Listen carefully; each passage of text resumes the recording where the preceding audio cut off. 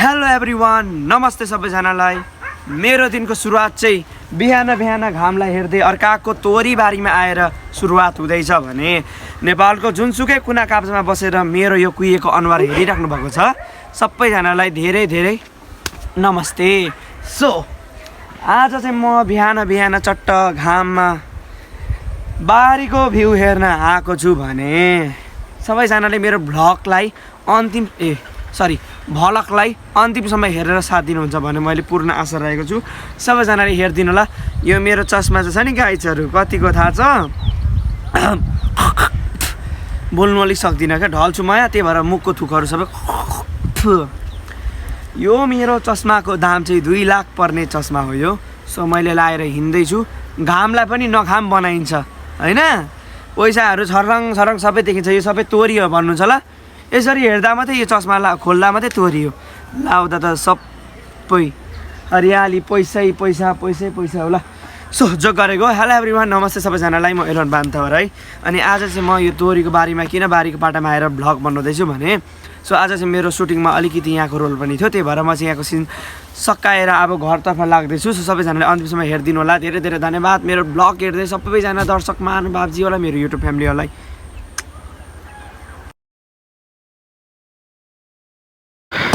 आफ्नो स्थानमा बसेर सबैजना हामी आफ्नो यात्रातिर लाग्यौँ। सो प्रकाश सरलाई चाहिँ ठाउँ नपुगेको कारणले सर चाहिँ उभिँदै जाँदै हुनुहुन्छ। एकदमै रमाइलो भएको थियो।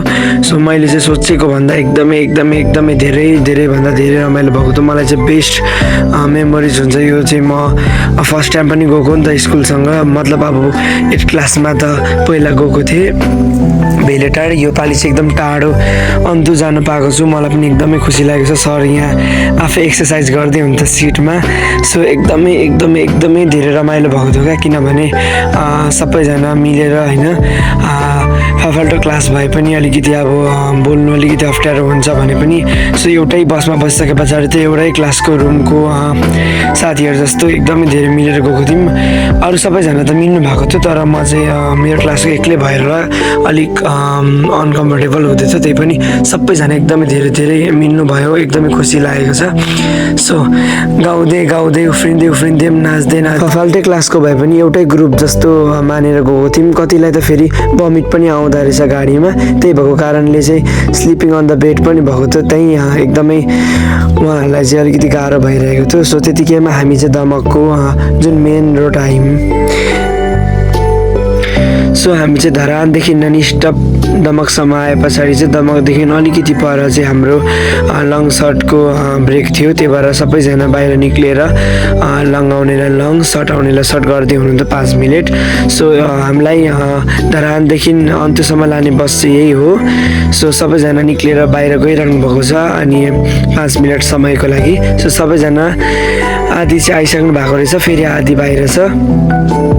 त्यही हो, अब हामी चाहिँ जानुपर्ने हुन्छ फटाफटी। फेरि यहाँदेखि कहाँ हो अझै छ। सो त्यतिकैमा हामीले पनि सागर सरलाई भेट्यौँ। सो सागर सर चाहिँ यहाँ। सो अब चाहिँ हामी ननस्टप जानुपर्ने हुन्छ, लगभग 4-5 घन्टामा पुगिन्छ यहाँ चारालीबाट चाहिँ। सो सर पनि एकदम एक्साइटेड। सरलेको म्याटमा चाहिँ प्रकाश सर चाहिँ सुतेर एकदम एक्सर्साइज गर्दै हुनुहुन्थ्यो होइन। सो त्यसपछि त फेरि हामी आफ्नो तर्फ लाग्यौँ। सबैजना एक्साइटेड भइरहेको थियो। कोही त्यहाँ भोक लागेर चाउचाउ पनि खाँदै थियो। त्यतिखेर हामी कन्यामको नजिक आइसकेको थियौँ। यो चाहिँ हो चियाबारी। सो यो चियाबारीमा चाहिँ चिया बगानमा चाहिँ पुरै चिया काटेर होला अलिक हरियोबाट पुरै पहेँलो भएको थियो। सो तपाईँहरूले हेर्नु पनि सक्नुहुनेछ।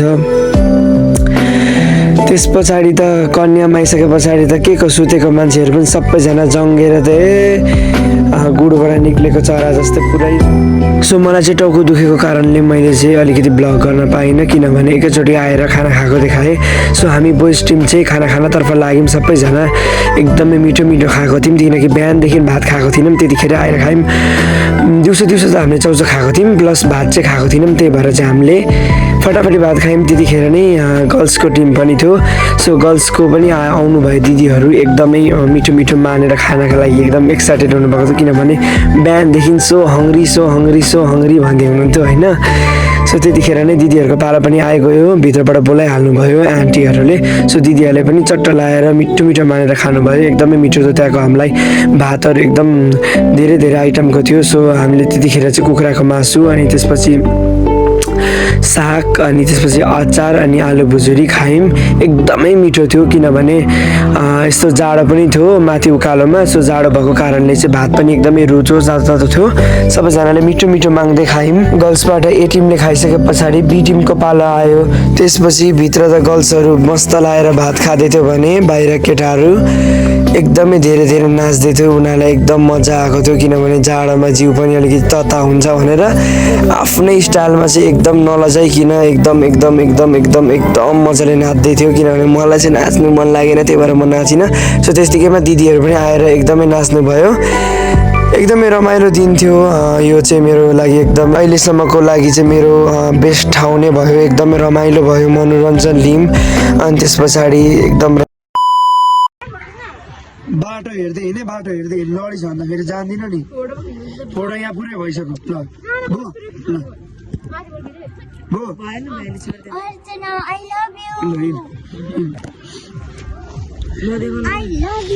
किन तपाईँ कहाँको सेलिब्रेटी देखाउनु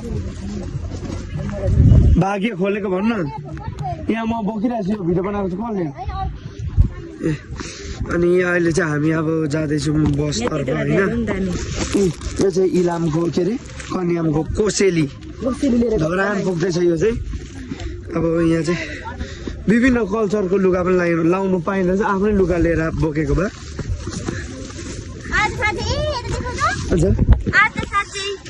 सोनाम लोसार होइन सोनाम लोसारको सम्पूर्ण स्पेसल तामाङ कम्युनिटीलाई धेरै धेरै शुभकामना सबैजनालाई शुभकामना इन्जोय गर्नु होला रमाइलो गर्नु होला मस्त लासो फ्यापुला